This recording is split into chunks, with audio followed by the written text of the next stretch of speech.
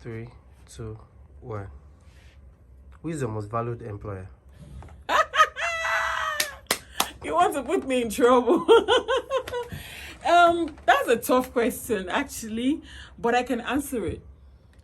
It depends on what you're talking about. When it comes to getting paid on time and some level of job security, I would say it's the BBC. With regards to career growth, I would say it's Africa Independent Television, AIT. And that's because at the time I went to AIT, I'd been out of journalism for like 2 years. I'd gone to do public relations. So when I came back, I needed that opportunity to be able to keep up, with my peers and do my job. And there was a collective cooperation in the organization to help me. Everywhere I turned to, there was somebody. In fact, starting from when I was interviewed for the role, I remember Late Ladilawal, who was the GMD of AIT. The interview was happening in the corridor to his office, and he came around, he listened, and he was like, I like what I'm hearing. Let's go into my office. That, for me, kind of like welcomed me into the organization. And over time, I spent 2 years there. It felt like 20 years. And they're still the best media family I have till date, because there's this bond, I was able to form with these people. They helped me at the critical time when I needed to grow my career. They helped me achieve that. So for my career growth, AIT will be my best employer. And then lastly, when it comes to editorial independence, I'll have to choose Silverbird.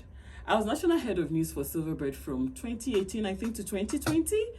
And even though at the time, my chairman was a sitting senator of the Federal Republic of Nigeria, not at any time did he meddle in our editorial decisions, not for a moment. And I have a lot of respect for him because of that. I remember there were times when we do a story about some of his friends, and then he would call and say, oh, this person said you did a story about them. Are you sure?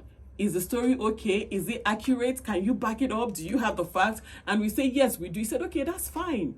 In fact, there was a time when he himself there was a warrant that he should appear at the police station because he had a protest. I think it was a party protest.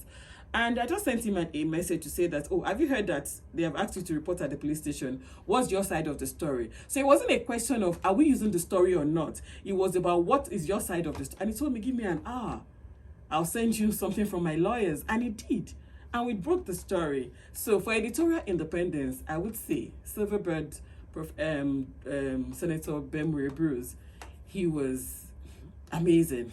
Not once did he meddle in my editorial decisions, and I really appreciate him for that.